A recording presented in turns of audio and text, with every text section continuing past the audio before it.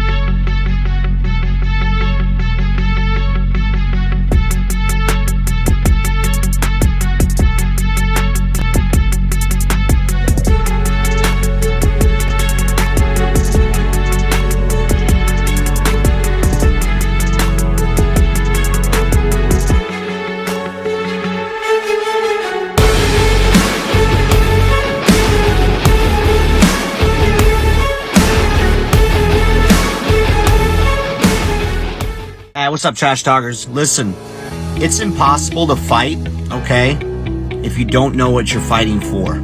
Does that make sense?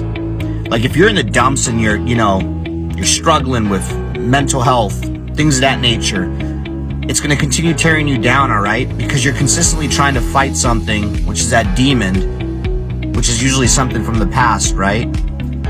Maybe that why needs to be fighting for your future. Let that be your why. Get the hell up and start fighting for your future. Stop fighting things that happened in the past. Easier said than done, right? Go seek help. It's okay not to be okay. A lot of people need to hear this. You are more of a warrior and a fighter if you stand up and say, hey, this has to stop. I need to go seek help. The stigma, everything has changed. It's okay not to be okay. And so my honesty cap is dedicated to a little, we'll call it a public service announcement for civilians and other people in the military. There are a few people that you should always take their stories with a grain of salt. Vegans, CrossFitters, and special operations guys that tell you that they were special operations without being prompted. And the first thing they say is, yeah, I used to be soft. Right. The only unicorn in that entire group is like a special operations guy that was like a vegan and did CrossFit. That guy's probably going to stay quiet for a little bit longer because he's confused as what he should talk about first. But that's the only reason. Right. Anybody that says that they were soft without being prompted or without it being like a normal part of your communications is probably either an enabler or going to tell you a bunch of stuff that's not exactly true. What's up, trash talkers?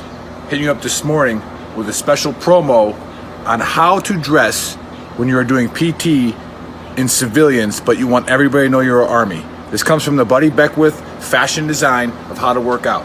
So first, you can notice the RI panties, not Ranger panties, but Ranger instructor panties.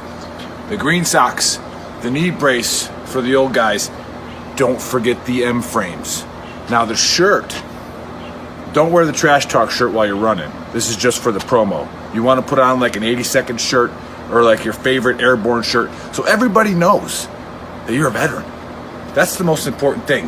And you start with this stretch. Buddy Beckwith taught me this one.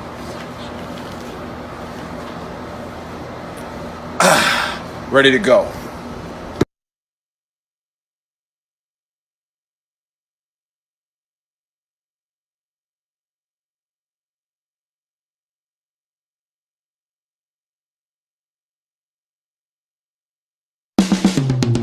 This is the Veteran Trash Talk Hour, hosted by Nick, Dave, and Buddy. Real warriors making fun of other real warriors. Try to not get triggered.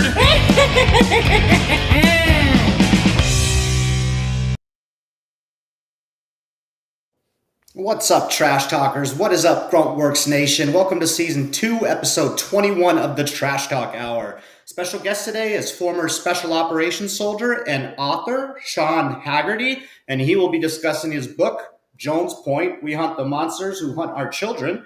And as usual, I'm here with Buddy and Nick. Happy Saturday. Cheers.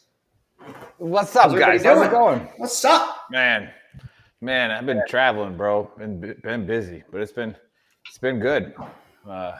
Repping the Gulf of America shirt.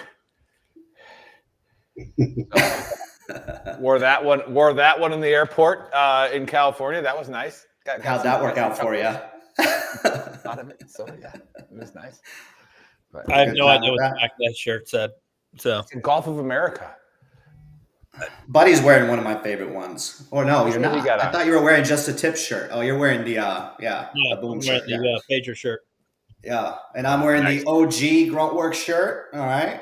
For anybody that's watching right now, you can go to shop.veterantrashtalk.com and you can cop that shirt, or you can scan the QR code up there. I think that might actually be for his book. So Chris put up the QR code for the shirts as well. That one's for our subscribers. Yep. I always, it's always weird to me when we talk about what shirt we're wearing.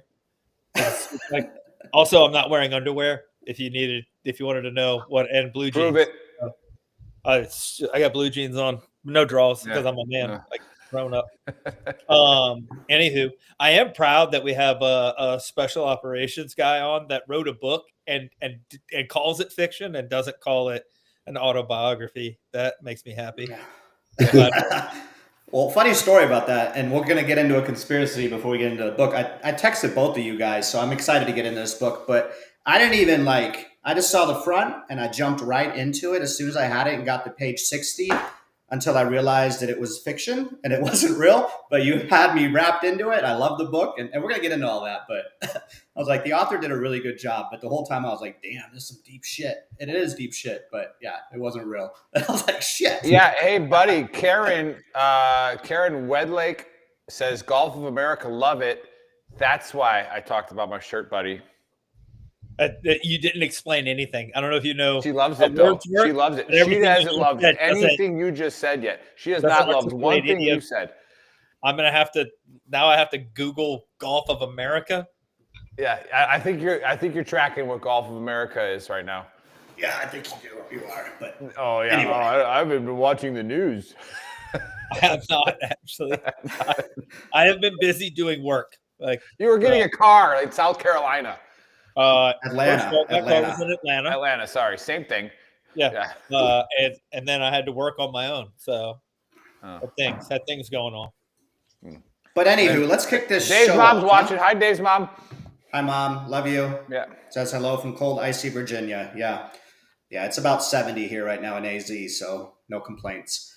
But let's get into the conspiracy that I found yesterday. Or the day before yesterday. I can't remember. It's pretty cool. We've been doing a lot of politics lately, but I figured we'd do something fun again. And guess what? It's my favorite topic. So I was watching a TikTok video, and then I watched the whole episode on Joe Rogan, and he had this whistleblower on there. Have you guys heard about the alien incident in 1994 in Nellis Air Force Base? Anybody? No? Okay. No. So 1994, Nellis Air Force Base. It was the winter of 1994. There were a bunch of UFO sightings, and some of those sightings were released in the congressional that's been happening, or the congressionals that have been happening. And there's this new whistleblower. His name is Jason Sands. He was an E8 in the Air Force, and apparently he was part of these black projects. Well, long story short, there was these sightings going on for a week, and then they drove out into the desert, and they came across an alien. And he explains his sighting with this alien, or his interaction with this alien, in the video that Chris is about to show, and then we'll go from there. But there's a whole podcast on it, Joe Rogan. Yeah, it's pretty fascinating. So Chris, play the video. Please. There's this guy. It looks like he's wearing a uniform like we are. He got bell dress uniform on.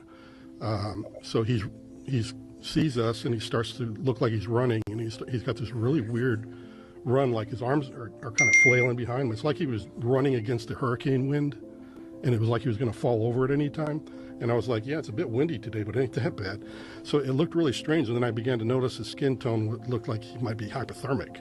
And I'm thinking, oh crap, this dude's been out here. It's freaking freezing out here, because it was a very cold day and the wind was blowing. It was, those cold days where it didn't matter how many layers you had on. And so as we're getting closer, I'm talking to the ranking guy. Hey, we need to slow down. So anyway, I'm thinking this guy's probably in big trouble. I need to pull off my jacket. I need to give him something to get warm real quick. So I'm starting to do that, and we're approaching. And by the time I get my jacket most of the way off, he's right there at the corner of the front of the car. And so he looks pale? Is that what you're saying? He looked like an albino with a very bluish kind of undertone. If you could imagine, So you're assuming you're immediately associating that with he's freezing. Yeah, because that's all I could equate it to. Right. And then as I'm starting to open my door to try to administer aid to this guy, the dude in the front passenger seat screams he's got no ears. And I thought that was pretty rude, because I was like, the guy's in trouble. Does he have a hat on? He's got a hat on, and he's got BDUs that look absolutely clean, pristine. And when you're uprange, you do not wear your cleanest uniform. You're in a dirty environment. You wear your scuffed up boots. You don't take them with you. So he's got a clean battle dress uniform. Everything. United States military very out of place. Yeah, it looks very out of place when I finally do it. But anyway, I step out onto the roadway, and this guy screams that he's got no ears. And I just thinking it's really rude. And then I close the door and I look up, and he's got no freaking ears, and his eyes are twice as big. And I'm like, yeah, what the hell did I just walk into? This guy's not from around here. How far away from him are you?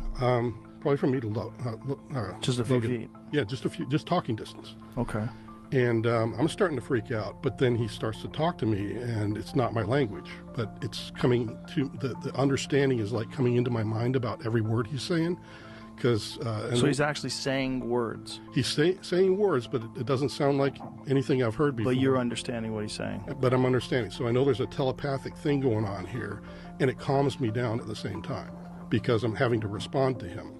And he's like, hello, I'm having trouble with my craft. I need some repair material. Do you know where I could find some tritium? And this is what he's talking to me about. And I'm like, you mean titanium? Because I didn't know anything about tritium at the time. But titanium, he's like, no, it's not it. And I'm like, well, at this point in my career, I had just left the program. So I knew where Dreamland was. And I pointed to the mountain range, because you can see for days in the desert. But I pointed towards the mountain range, and I said, Dreamland's just over there.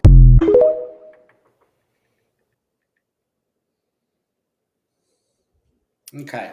So, the story continues, and then apparently this alien jumped into his spaceship and took off. Without the titanium. Yeah, without the tritium or whatever he's asking for. So I'm big into the alien thing and UFOs, and I believe in all that. And again, there were sightings the week before. Okay, they have been released that there were UFOs flying over Nellis Air Force Base, so that occurred. This guy definitely served in the Air Force. Okay, so he's not he was in the Air Force. You can Google it, you can find him. He was an E8, got out of the Air Force. Whether he was part of these black projects, who knows? But I don't know. I don't believe him. I hate to say it. He's referring to Humvees as cars and stuff, and he just I don't know, his mannerisms and the way he's talking. Maybe he was nervous to be on Joe Rogan, right? Because it's how did he get on Joe Rogan? Because there's this guy who does all these whistleblower things, UFO, alien documentaries, really well known. I forgot the name of the guy, and he's interviewed him, and he really believes this guy. No idea who it is. I forgot the name, dude. I forgot the name. I'll Google it. But he's been on Joe Rogan multiple times, because Joe Rogan's super fascinated with the whole alien and UFO phenomena. And he had interviewed this Jason Sands guy and says you need to get him on the show. So that's how he got on Joe Rogan. But I don't know. I don't believe it. I don't know. I feel like that guy gives me this vibe like he's fucking lying about everything that he's saying. But the whole podcast, he's talking about different alien races and this project that he was part of in the Air Force. And we know Nellis Air Force Base and all that shit out there, like Area 51, like Dreamland, all that shit is out there, right? But I just don't buy it. I don't buy his story. I don't think he encountered an alien on that day, and that's my take. Didn't we do a show about Dreamland? We have. Yeah. Yep. Area 51 and all that stuff. Yeah. Yep. I don't buy it. I don't think that happened. Sean, have you heard of this story? I have Can't heard talk of it. about it. I'm just kidding. No, I've heard of these stories. I've actually lived out there for 2 years. So I kind of call BS on this for two reasons. One, I have absolutely no faith in the U.S. government that they can keep a freaking secret. Mhm. Number two, if you ever go out in that area and all the nuclear testing they did, there's a town north of there called Pahrump. Oh my God. Go into a Walmart in Pahrump. I swear, I think people have tails. So I would not be surprised to have all these bizarre people walking around the desert. They sell rattlesnakes and meth. So it's just a recipe for disaster. I don't believe any of it. Unreal. Okay. What's this town called? Yeah, we need to. It's called Pahrump, and that's where prostitution is legal. You can go all your bunny ranches and cherry ranches out there, and it's just a wild area. Interesting. Do you believe at all into like the UAP or alien phenomena? Like, do you think that's a thing, or are you completely like anytime you hear? I by no means do I think we're alone in this huge whole universe, but I still, like I said, I don't think the government's keeping it from us because I don't think they're able to. Fair. Buddy, what's your take on this? So I really didn't have a take until Sean talked, and now I feel like it's a meth head, and that's why like his ears probably got blown off in some kind of weird meth explosion, and then his eyes were just really big because he was high as fuck. You know what I mean? That's what meth do. It'd be making your eyes big. Yeah, maybe a little bit of both. And he was just cold, and he used to be in the Air Force. I don't really know, but I don't think so. I don't. No. Not buying it. Not buying it. Okay, Nick, what you got? Yeah, I think it's a little bit of. I'm going to go 70-30 true. I think it's a little bit of what Sean's saying, that it could be just a dude that well, and what Buddy said, did a lot of meth, maybe bit by a snake, exposed to nuclear radiation studies, all this kind of stuff, and right? cold as fuck, right? Because it was right. So it could be all of the above. So I'm gonna go. There's so that has to be using genius math. That's got to be like 30% chance of being false. But here's where it's true, and I always go back to it. It's movies, right? Hollywood does things on the government's behalf to make us make us more dull to when the truth comes out. And I've literally used this movie twice now in the last 3 days. Independence Day. Right. What day? I don't remember any meth heads in Independence Day, but there was a drunk guy. The pilot guy. He was drunk. That's a downer, not a. I'm just saying. I think we weren't ready for meth on the big screen yet. But we do that now. We literally started an entire series about cooking and selling meth that went really viral. It's to just make you more numb to it. But there's also the point of the government spending. When the president it goes in their Independence Day and he goes, "How are we paying for all this?" And the old crusty dad in there is like, "Well, you don't really think it costs $25,000 for a hammer, do you?" So yeah, I think the base where it's at, and I think it's got to be just maybe it's a drunk alien. Right, just wandering around. We just had an alien on meth. A little bit of both. A little bit of both. Huh? A little column B. I mean, again, how did he get on Joe Rogan? Yeah, because obviously people believe his story, and apparently he's going to be a whistleblower at one of these congressionals. So who knows? Maybe it was a thing, but I don't know. Just the way he talks, man. I've seen, we've covered some of the alien abductions and stuff, and some of the people in those videos, and I don't know, they just seem like they're really good actors. Then I guess this guy just didn't seem. I don't know. There's just something about his mannerisms, his body language, where I felt what I didn't like You have to from the stop guy's saying story. mannerisms the way you're saying mannerisms. If you want us to believe that you know what mannerisms mean, by the way, there's no. Well, Maybe he read Phil Hellmuth's book on poker tells. It's mannerism, Yeah. not mannerism. Like you're Hey, giving he me speaks languages, buddy. Maybe he just I speak multiple languages, buddy. I can excuse myself from that. Thank you. I do too, but it's driving me nuts. Also, this conversation is driving me nuts because it's making my head do weird things.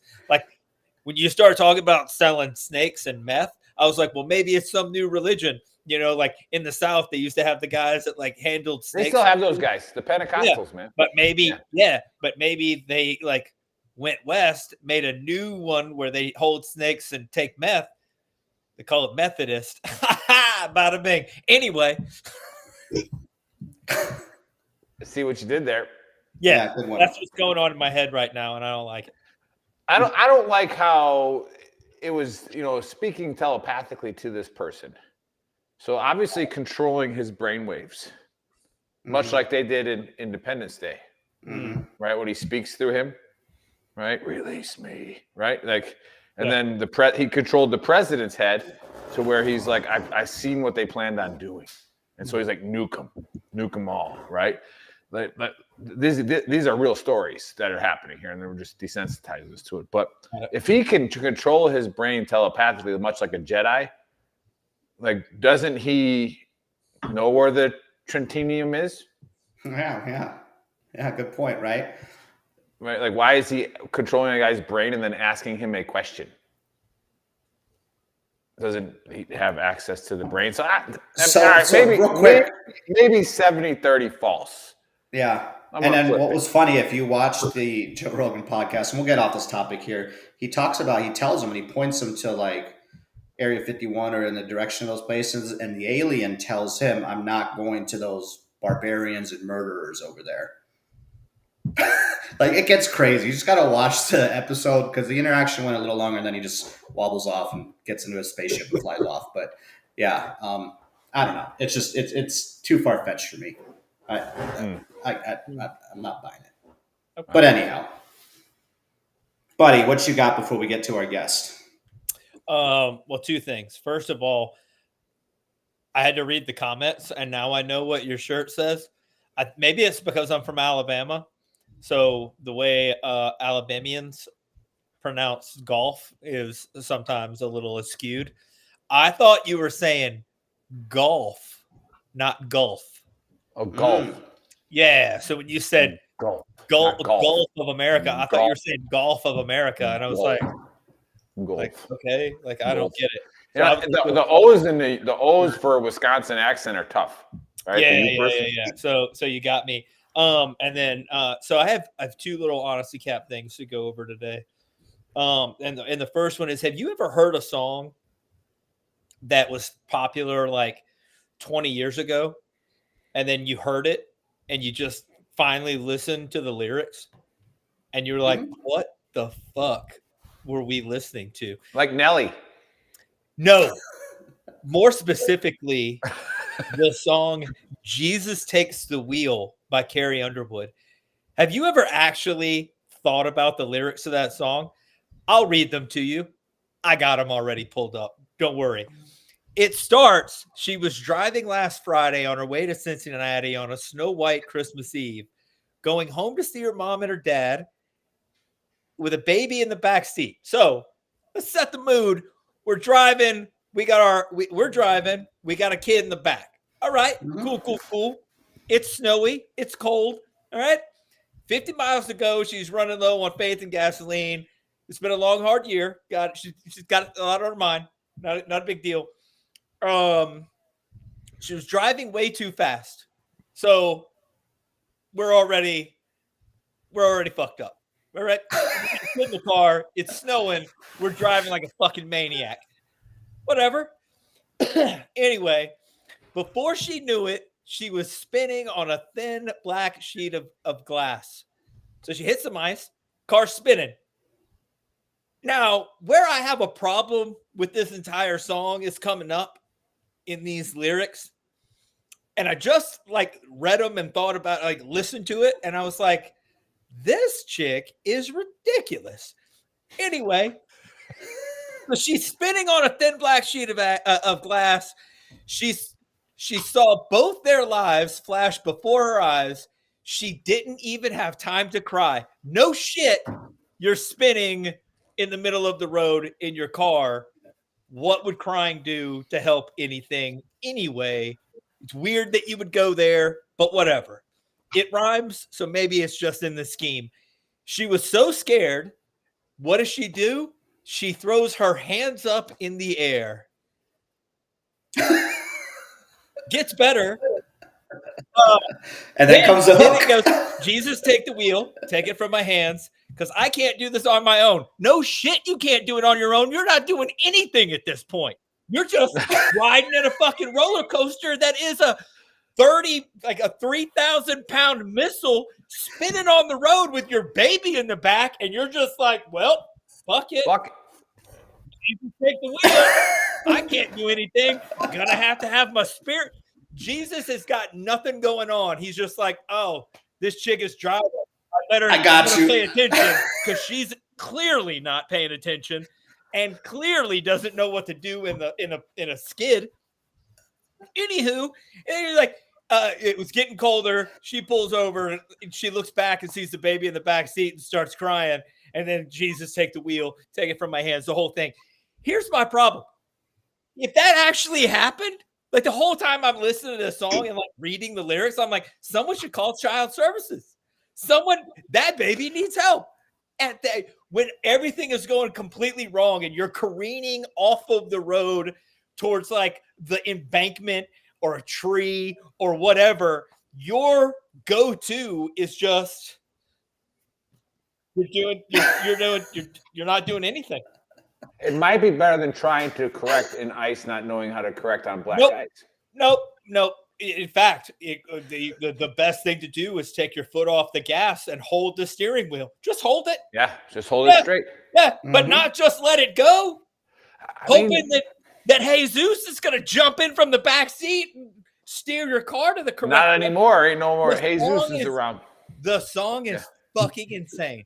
When you listen to and read the lyrics, it is insane. It's insane that this was like a number one song, and people were just like, girls were just like, oh my God, Jesus takes the wheel. Like that saying drives me nuts anyway. Like that one and let go and let God. Like God gave you free will. So you could probably do something, like anything. But you're not doing anything. Like your thing is like, I'm not doing anything. Like I'm just not gonna do anything. World peace up here, like the Gaza Strip and Israel up here. You not knowing how to control your car in the driving conditions that you're driving in. And Jesus is just like, hold up, chill out, all you people killing each other.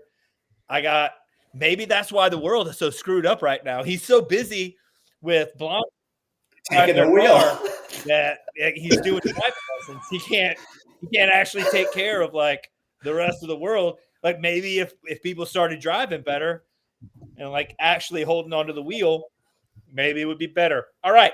That's number one. Number two thing that happened, and Nick said it before, we talk about what triggers us. That's what we do. This triggered me. I'm actually a little ashamed of it, but I'm also not ashamed. So whatever. I go into Publix this week, had to go buy some hamburger meat. I'm looking around.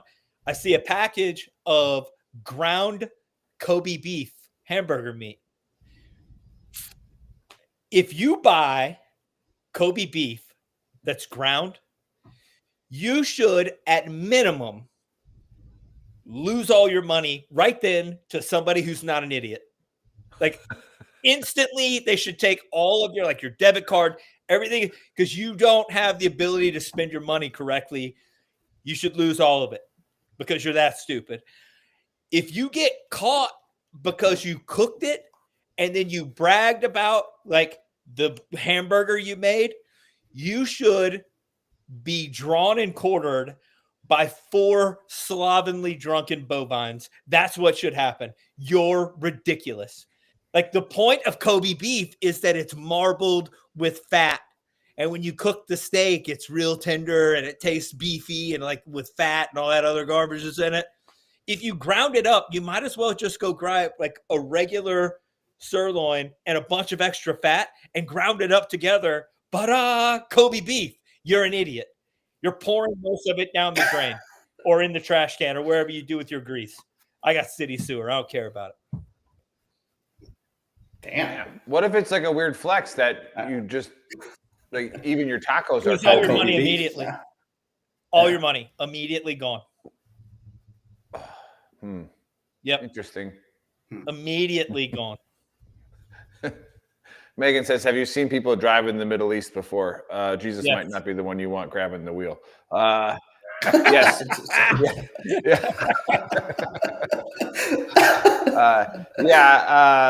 We all have seen, but the Middle East is different, right? Like, are we talking like Dubai or?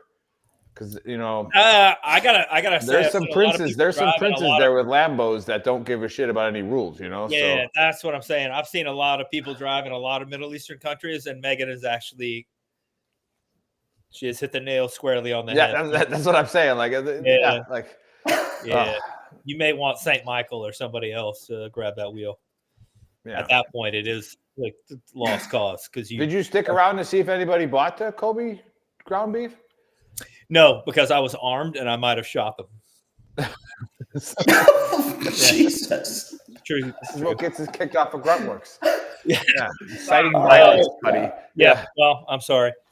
Yeah. It was just a joke, Mark. All right. You're supposed to be changing your algorithm to more normal people like us. All right. So it's just a joke. Everything's going to be all right. Go eat your Kobe beef Doge on you. Nerd. Yeah. You could trick people into buying it and then take all their money. That'd be good. Well, yeah. I mean, you could. Yeah. So, but anyways, I get to introduce our guest. What is he sharing with me? So, yeah, put that QR code up there. Chris, you in the background? You listening? He's too busy texting people right now. But yeah, the QR code up there, if you want to buy Sean's book, is right there. So throughout the show, give us a share, give us a like. Thanks for watching and all that good stuff. But Sean was introduced to me by a good friend of ours who's been on the show before and was my old company commander back in the day, old Mike Orloff. And apparently he knew this guy named Sean who wrote a book. And I was like, oh, great. Another special operations guy who wrote a book. We're going to find out what it's like to go through selection or something like that. But no, it's actually really, really well written. And Dave already hit it earlier. I don't know. Did you say it on the show or I did. I kind of got lost on when the show actually started because of our producer screwing things up.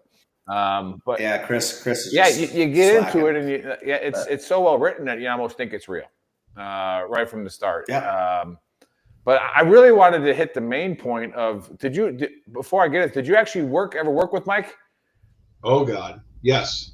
When I arrived at Ranger Regiment as a brand new E4, I was assigned to Sergeant Orloff's team. Oh God. Yes. Yeah. Talk about dealing with Napoleon complex like immediately. Like how was that getting yelled at somebody who was like 5'1"? Like trying to be like, I have a Ranger tabs. It was actually kind of funny because I did, but I came from college. So, all the names that applied there. So I was like the biggest piece of shit because I wanted to educate myself. But boy, after hours, when they were working on their papers or needed to do some stuff, old Hag really came through helping him out all of a sudden. It was like, hey, can you help us with this? So I found that kind of funny. Nice. All right. Well, welcome to the dumpster fire that is Veteran Trash Talk and Gruntworks. Tell us a little bit about your service and then, post service and you deciding to write a book, what inspired you, all that good stuff. The floor is yours. Yeah, sure. Thank you. My service was about 25 and some change. I met Mike because that's where I was first assigned, was to the Ranger Regiment. So I spent almost 9 years in regiment, a couple deployments with them. And then I went to selection in 2005. And then 2006, I came up to the Virginia area up here at USAC and kind of finished out my career. I retired December 31st, 2021, which put me out on New Year's Eve. So that was actually a hell of a party we had here down at the VFW. Nice. Yeah. I contracted for a couple of years with the Army because I was kind of high paced in my career. It was like I need a break. So that was horrible. So about a year ago, I got picked up as a Fed working on the Pentagon, which, as bad as that may sound, I work for the Defense Science Board. So it's actually very interesting. It's basically all professionals and scientists from around the country come together and crash. I'm like, hey, we need sharks with laser beams, and these people figure out how to do it. So it is actually kind of interesting. I've heard a lot of cats. There's some great people, but it's also a lot of academics. So, I help them when we're crossing the street. So I actually got a trip out of it. I got to go to the USS Nimitz. I got to go out there for 30 hours. That was really cool. We stand on there, jets taking off. I mean, being an Army guy, never got exposure to that before, so that was pretty neat. So, and the book just came out of just kind of goofing off writing when I was transitioning out. I went to one of those foundations, and it was Commit. Great people, don't get me wrong. But they kept, you got to pursue your passion. You've got to, redo your life and do what you want. I'm like, no, man, I got to pay a mortgage. So as much as I'd like to write, I'd still kind of like to pay that mortgage. So I just was dabbling with it for some little classes. Sat down one day and I did a word count on the computer. It was like, oh shit, I got 30,000 words. And I'm like looking up on Google. I'm like, 90,000 is a thriller novel. So let's go. So I just finished it up. It was a lot of fun. I actually just finished number 2, so that's coming out soon. Nice. And working on right now number 3. So I don't know. It just kind of in my spare time. It's something I like to do. And I did not want to write a nonfiction. That's awesome. Is there anything that you can tell us from? Oh, go ahead, Dave. Sorry. I was just going to ask mainly, obviously, the story on this book, is a child kidnapping, and then kind of getting into that field to hunt other child, predators and things of that nature. What inspired that story in itself? Was it something a situation that might have occurred to somebody or what kind of gave you that inspiration to focus and hone in on that topic? I think it was because I had deployed so much and was always gone, and I have 2 daughters. They're grown now, but I'm not really sure. I just kind of started writing the story, and I was like, what would I do? Would I just sit back? And again, I tried to make it realistic because it was like, I like the old Charles Bronson movies. Remember those? Would I just run around and start killing everybody? No. But at the same time, would I just sit still? And it's like, what would you do? And that's kind of how I kind of wove that in. I always tell people, because one of the things a lot of people have asked me at book signs, it's just like that movie Taken. I was like, all right, first of all, I love that movie Taken. And I don't want Liam Neeson hunting me down, so I got to say it. But it's the complete opposite. I mean, the dude was literally at a barbecue with all his retired CIA contractor buddies, and then goes home and finds out she's kidnapped, and then goes alone. So why would you go alone? I'd be taking 10 or 15 pipe swingers with me. We cover more ground, right? Yeah. When my daughter went to college, it's like, hey, you've got Live 360. I don't care what you're doing. I don't care where you're partying. I don't care any of that. But leave it on. Because if something happens and you're missing, I need to know where to start on campus, where to start. I don't want to start innocently killing down at this fraternity. Let me get farther across campus and get a good starting point for you. Because I don't want to be that guy. So, like I said, a lot of it is my emotions, what I would do, how I would feel, I guess. Again, not me, but I use my emotions.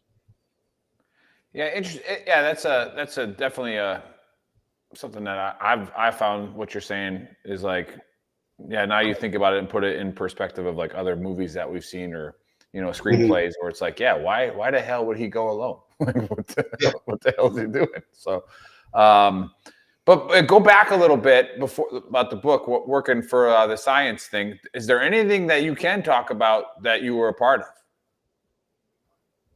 Not really. I mean, they have a public-facing website. Unfortunately, most of the work is at a higher classification level, but they do publish. They have to. We have to abide by what's called FACA law, which for the Federal Advisory Committee Act, and how they have to. It's because it's your taxpayer dollar. We don't pay them, but we pay to have facilities. We pay to have contractors help write reports. We pay their travel. So.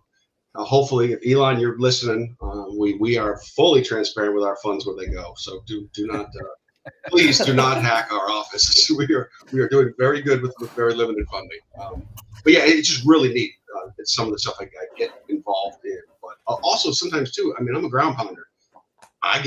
they speak dolphin in some of these meetings, and ones and zeros and the science behind laser beams. And I just don't. A lot of times I sit in the back and doodle. That's all I could do. Well, talk about the writing experience. And is there anything that, like you said, you were playing around with it, but we know that that's some of like the imposter syndrome. But like, what really drove you to the writing? Like, and what did you get out of it? I think I've always been kind of a writer. I did my undergraduate, my graduate actually history, and that's why everyone thought I was going to write a history book. They're like, your entire life has been history, American military history. I'm like, yeah, but and again, it's nothing against all the other authors out there for the nonfiction, but I don't want to hear another story about time over there. And I don't think I have anything particular to tell. Yeah, I got some funny stories. I used to write for a blog, and we would I would tell like some funny stories. And like, people, the American public knows a lot about the war. A lot of them don't know about some of the jackassery behindhand, funny things that have happened, and what have you. I just felt like I didn't have a compelling enough story to tell, nor did I want to. I am writing like my own private memoirs, and that'll be locked in my safe because I'm probably breaking classifications, but that'll be something my kids can one day go, what did you really do? And I go, oh shit. But that's not for the public. That's for my family. It's kind of the way I feel. I don't think people really need to hear the whole story anyway. I'm just proud that a special operations guy wrote a book and called it, and it is fiction, instead of writing a book that's fiction and calling it an autobiography.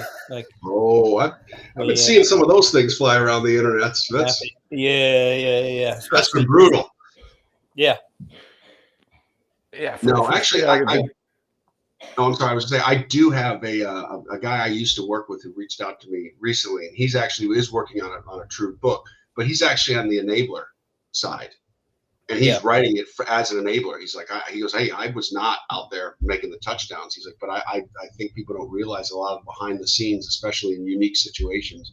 And he was a great dude. So I was like, interesting. He's like, hey, would you be a beta reader, this and that? I'm like, I will absolutely do that. I like that you're telling that story. He's kind of like the Wizard of Oz. Everything's happening in the background. So it's pretty interesting. He's just I think he's almost done with it. So I'm looking forward to reading this draft. And I told him I'd help him any way I can.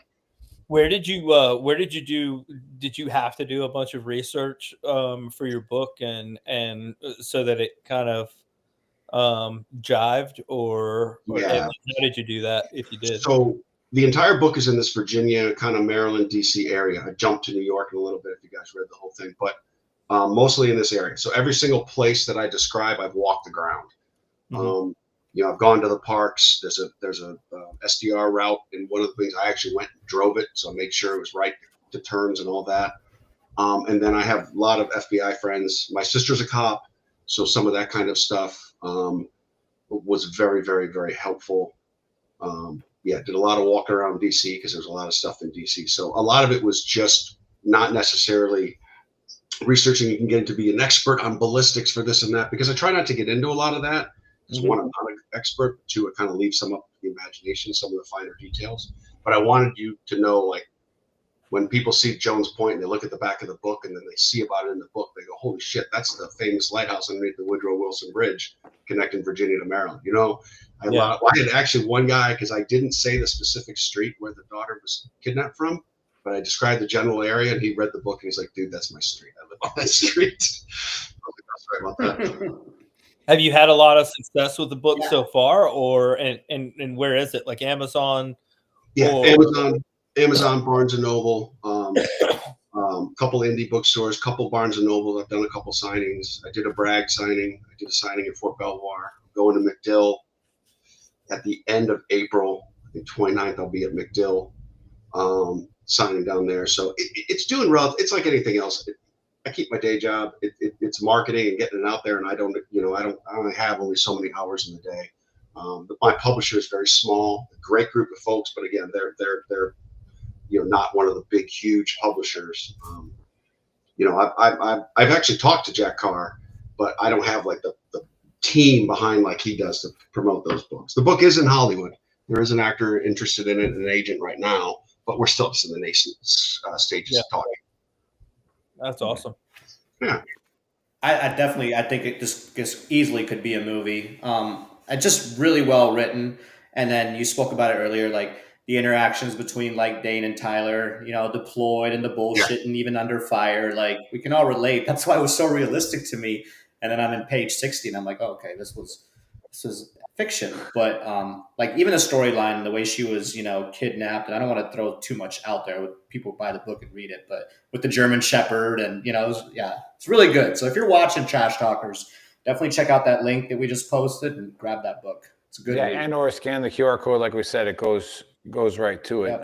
And then again, we tell people, because we, this show in the last couple of years doing Veteran Trash Talk, we've met a lot of people that do a lot of different things in the veteran community, first responder community. So we do have a lot of connections to where we'll talk afterwards and stay connected. But I'd be interested to see where this is in Hollywood as well, because I live right down the road now, so I can talk to some of those people in person and find out what's going on.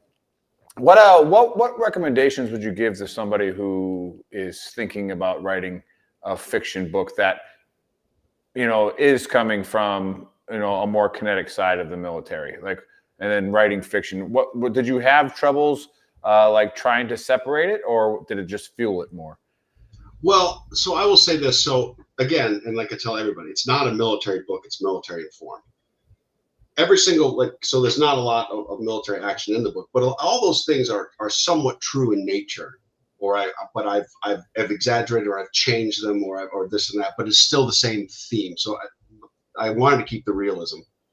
And then the other spots, like when he's back in his unit, the trash talk and this and that. I mean, that's what we do, right? I mean, that flowed completely easy. I just tell everyone, be genuine. You don't have to, have this big, huge, oh my God moment story with Thor's hammer to make people interested. You just got to have a true, honest story that will keep people engaged. So I just tell people, because I do talk to a lot of writers, a lot of guys up and coming, and it is fun. They look to me like, well, you're a published author. I'm like, okay, I've sold a couple hundred books. Relax, I'm not up there. I appreciate it, but I'll help you out in any way I can. And actually, it's fun talking about pitfalls. Yeah, and then you mentioned there's a second book coming out right now. Is it kind of the same, or like? So this is your first book that you've published, correct? So I'll let the cat out of the bag. People will still like it, I hope. It's actually a 3-part series.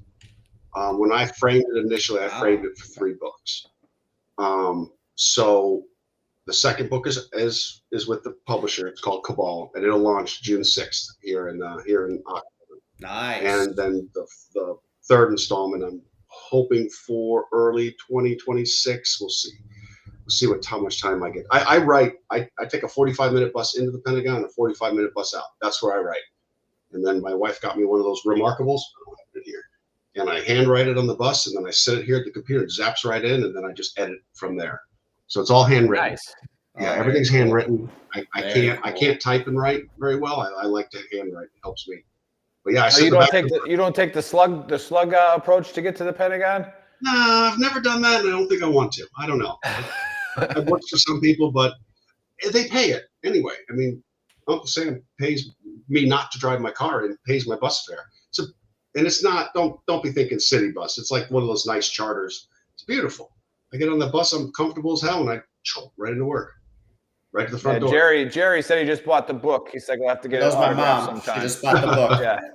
Yeah, she's in Virginia too. Yeah, nice. And then they're by Lake Frederick. Yeah. And we got Rick Griffin checking in from North Carolina, Army vet. What's up, Rick? Thanks for coming on. And those of you watching, those of you listening on the podcast later, if our producer ever puts it up, go get the book at I can just read it there, bluehandlepublishing.com /Sean-Haggerty. I'm sure if you just look it up on there, Jones Point, it'll come up. But scan that QR code up there as well, and help promote a veteran author. And again, we do everything we can here on this show to help people out. And as far as getting, and again, we've already sold one, so I think that's made the hour worth it for sure. And I'm sure we'll sell a few more. We do pretty well with authors on here. And I held the buddy's rule. You guys said I was soft first. I didn't say it first. Yeah. Right. See, that's how it works. That is true. That is true. Yeah. I mean, let us But brag about I mean, it does say it on the book. I It know. does say it on. I know. I kind of publisher put that on. I was like, guys, it's getting a little cheesy, but oh well. No, there's nothing Yeah, wrong. and with then that. there are Is there the any triggers, type like, of obviously? Oh, go ahead. Sorry. Go ahead. No, you go ahead. No, you're Yeah, good. there are the triggers. I was like just gonna that. say we mentioned. Nick, go. You tell me to go, I go. Buddy, don't shake it. There, Yeah, you said go ahead. You know, Buddy's triggers that he talked about pre-show about, you know, talking about operators. It's just like LinkedIn, you know, like, you know, if your first thing under you is, you know, special operator, like, am I hiring you to go kill somebody? Like, or am I hiring you to be an accountant? Like what do we got here? Exactly. Yeah, but if you can sneak up on the account books. Yeah. Right. Right. Or maybe they want a dirty accountant. Somebody deny entry to buildings. Yeah, right. You got to secure buildings and deny entry. Exactly. Oh man, that's too funny. What were you saying, Dave? Go ahead. Yeah, I was going to say we mentioned obviously where the book is available. Is there any type of social media people can follow you, or a website or anything to like keep track or like know when the next book's coming out? Anything So like that? I have authorseanhaggerty.com is actually my website. I don't have the skills to run it, so it gets updated like once a month. But I'm out on Facebook, Instagram. I push stuff out. LinkedIn I use a lot. Don't worry, it doesn't say soft, it says author. But I use that really to push out. That's kind of like how I talked to Mike, but that's how Mike saw that and saw the stuff there and was like, oh shit, you're doing the book, and start connecting linkages like that. Actually, I joke with people. LinkedIn's been my most powerful network. I think it's because mail and just spread all over the world. It's really been very, very helpful for me. And did you say when you were talking earlier the commit about, was that the Commit Foundation? Is that what you were talking about? Yes. Yeah. Yeah. So again, LinkedIn, small world. The CEO, that's JC. He's been, we call him VTT's heartthrob. We got a lot of fans that like when he comes on. They think he's good looking. So JC's been on the show a few times, and he's the CEO of the Commit Foundation now. Yeah, no, that's what I went through. It was great. I mean, it was by no means, like I said, not disparaging them at all. All of them. When guys are getting out of the service, it just seems to me I think we need to be a little bit more realistic sometimes with folks. That's all. I mean, the chase your dreams is great, but usually one of us, we're getting out, right? We're early, maybe mid 40s. We've got, kids maybe getting ready to college. I mean, I would love to, I always say pursue your dreams, but be realistic. Yeah, it's easy to say to pursue your dreams, but it's hard to eat while you're pursuing those dreams if they pay a lot. Bingo. Yeah. Yep. And there's only so many contracting companies in the world. God, everybody seems to have one nowadays. Yeah. Yeah, or a consultant. Yeah. Yes. Now, I always go back to what on that topic. I like to go back to when we had Troxel on the show one of the times, and he's walking around the Pentagon, and they're like, "Oh, what are you going to do when you get out, Sergeant Major? You're going to go do range control?" And he's like, "No." He's like, "I'm going to go compete and take your fucking job. Whatever. I'm going to go be in a board position." And he's starting a new thing too. I wish I remember the name. Chris probably will remember, but he's pushing a new thing too, where it's literally just making the enlisted guys that get out, you can compete. You can go and get, a good high paying job. You have a lot of skills. Yeah, go ahead. Yeah. You hit the nail on the head because I got out as an E9 and I'm up there in the government. I went to, actually, it was funny. My first meeting, it was a full bird colonel who ran that shop. And he went through all the stuff, and he's like, all right, his last kind of thing to me was, the one thing guys have a problem was they transition out of the military and they're not used to being in charge anymore. And I told him, listen, it's not going to be a problem. I was an NCO. I'll give you all the advice you want. You don't follow it, that's your problem. It's like, yeah, you're hired. Yeah. But guys aren't shooting for the fences. They're just shooting for it's the fixed mindset where they get beat down into that. You got to go, you get out, you either got to go be a cop, which there's nothing wrong with going to go do, or you got to go, into contracting, like you said, you got to go. You got to grow a beard and sell shirts, start a podcast. I mean, who does that shit, right? So like, Idiots. idiots. Maybe sell some coffee, right? Like, There you go. do that. But you get told enough that when you get out of the military, you're not gonna amount to anything. You're gonna just be a bum. Like at some point, you start to at some level you start to believe it.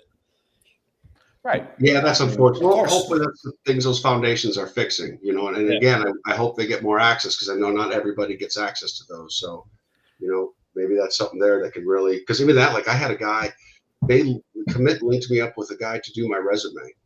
And I had sent it to him beforehand and we had 1 hour. We jumped on the Zoom call. I forgot his name. I have it written down somewhere. And I was like, hey, good to meet you. He's like, hey, we got an hour. So you're going to be quiet. You're going to start taking notes. I was like, oh, so you looked at it. Stop it. This is junk. We're fixing this now. We got 59 minutes. And he fixed my whole resume. And I've given that template to other guys getting out. I'm like, hey, if you don't have access, this is what he was, Fortune 500 headhunter. I'm like, so this is what he says he looks for. This is what he does not want on here. I remember first thing, he's like, your address. What are we, pen pals? It ain't happening. Get that off there. I don't need it. I need your email and your phone number. That's it. Okay, but it was helpful. Yeah, I'm gonna hit that point too. Just to go back, that what Troxel starting, I think it's on the border of Oklahoma and I forget where it is, but the University of Health and Performance, where they're bringing in a lot of enlisted guys to get certifications and degrees in health and wellness, and then because they've chances are they probably led some PT sessions in their life. Right. But now getting the certifications behind it and, entrepreneurial jobs, like don't just go be a personal trainer. Like we're talking about now, go be a personal trainer to start getting to pay your bills. But, in the meantime, like you can start working on this to get to the next level. It's a funny thing with JC, when he brought me out the company I work for now, they were struggling getting into the DOD and, getting traction. And I was talking to him and the CEO of the company. I go, the problem is you're hiring all officers. And he's like, what do you mean? I was like, you're hiring a bunch of retired colonels and lieutenant colonels because of who they say they are, which they are. They have a lot of connections. But these dudes haven't put their nose to the grindstone and busted their ass in a long time. And I was like, you should hire some E8s and E9s who know people but still know how to work. I was like, that's where you're going to start firing. So now we have a retired SEAL, we got a retired Air Force E8, and the company's doing great. And rocking and rolling, getting some good training, some good people. So yeah, I'm glad this conversation shifted that way. It's like, yeah, what do you do when you get out? Like, how do you make yourself marketable? And like you said, be realistic. You still got to pay the bills. Yeah, I mean, continue your. If this book, we always say, if this book takes off and I can make a living at this and comfortable, would 100% do it. I enjoy it. But in the meantime, I'm not, I'm going to show up to work. Well, I'm not going to telework anymore. So I'll be at work Monday morning, 8:00, like I've been told. Okay. Which, whatever. I understand the reason behind it, but it also is, I think, a little short. But I'm not going to get into that. But yeah, no, you're exactly right. And like the Pentagon's a great example. When I got up there, there's not a single NCO in that building. I was like, what happened to this command team relationship? I mean, you're yin and yang. What is going on here? There's I was literally in training. The Army side of the house, the training shop. I'm like, where's the NCOs? Oh, wow. And they're like getting new stuff for tanks and how long it takes to hang armor and get to the gunnery range and looking at me. And I'm like, well, I'm infantry. I don't know. Where's our armor guy? Where's our armor sergeant major? Or no, nothing. So the O's are all discussing it. And I'm like, ugh, do you really know? When's the last time you've been out there and go out to the ranges doing the tables and stuff? I don't know it. I guarantee you don't know it. And you're putting artificial timelines in and X-Ords? I don't even want to talk about this subject. Yeah, you do. Yeah, you do. Because my current employment has me working with a lot of those same people who are trying to put a new infantry squad rifle and machine gun into operation. And you can tell that there's a lot of officers involved. You can tell. And not only can you tell that there's a lot of officers involved, but when you get to stand back and listen to officers talk sometimes, you realize how incredibly full of shit they are and don't know at all what they're talking about. They just throw out as many catchphrases as they can and confuse you with that, like give you a little smoke and mirrors, and then they disappear. And you're just they'll listen to a Jocko podcast and have a whole new freaking method of leadership coming up next week. We're going to work on this. I listened to Jocko about it. Like, oh, yeah. Hey, let's circle back. We'll put a pin in this. We'll circle back. We'll see if we can get some synergy going, and then we'll really start getting into the weeds. Shut up! Like you don't. So basically, we're not doing anything. Clearly. We're just not going to do anything. Wait till I tell Elon on you. I'm telling. Doge oh man, going to be fucking busting in your door. All right. Yeah. Well, unless you, Sean, anything else you want to share with the audience, or we start closing it out with the AAR? No, I really appreciate it. Appreciate you guys having me on. Like I said, Absolutely. I hope everybody enjoys the book. And I always welcome feedback. So there is a feedback loop on my website. There is ways to contact me and reach out. So again, you guys are probably the same, but then long in the service, your skin's pretty thick. So, even every time I do my drafts of my books, I send them to people. I'm like, tear me up. It's okay. You're only going to make me better if you're not honest with me. So appreciate it very much, guys. Absolutely. Awesome. Yeah. And we'll definitely bring you back on for when you release Cabal. Yep. And then the third part, but yeah, quick hot wash, quick AAR. We have drunk aliens with no ears running around. And high apparently too. And high. No, it turns out they're not high, but after everything that the higher superpowers that these aliens are, they all became Methodists. And that's a fact. So every time you go to a Methodist church, it's just a bunch of aliens with no ears that are doing meth. Make sure you bring your snake and your pipe. Yeah, with the snake, but that's the Pentecostal one. And then, don't buy Kobe ground beef. That's not what it's for. Or Buddy will beep, beep you. Yeah, or Buddy will get you on to take your entire bank account and make sure that you cannot do something stupid. It's for your own good. Right? It's just I'm taking your money so you don't buy ground up Kobe beef. And again, it seems like a little bit of victim blaming, Buddy. I think we should go after the source of who ground up the Kobe beef in the first place. Hey, you know what? They wouldn't do it if there wasn't a market. So there you go. And then we had Sean come on, who did not have to tell anybody he was special operations because we did it for him.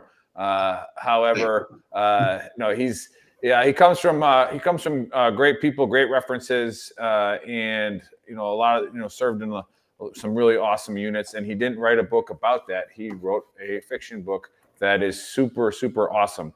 It's called Jones Point. So scan the QR code, get up there, and get the book. Help support veteran authors, because I'm not as far in as David is, but it grips you right away. It does. Right away. So yeah, give the book a shot. If you're listening on the podcast, go to our YouTube channel or to VeteranTrashTalk.com. Download some of the links where you can get some of these the book links that are on the chat thread. So yeah, that's the AAR. Dave, close us out. You covered it all already. Hey, if you tuned in late, go to VeteranTrashTalk.com. It has the links to everything that Nick just mentioned. If you're watching on YouTube, subscribe and please like. How many viewers do we have on YouTube right now? Because I know we're shadow banned over there. The highest we got to 4. Now we're, I think, down to 2 because I know that we're winding down. Anybody that's watching, whether you're watching on Facebook, wherever, go over to YouTube real quick. Give us a subscribe. Give us a like. Help us push this episode through the algorithm. Go to shop.veterantrashtalk.com. That's where you can get our awesome merch. I am wearing the OG Gruntworks shirt. Okay. QR code's right down there. Scan that in. And we'll catch you guys next Saturday. Basement MVTT out. Peace.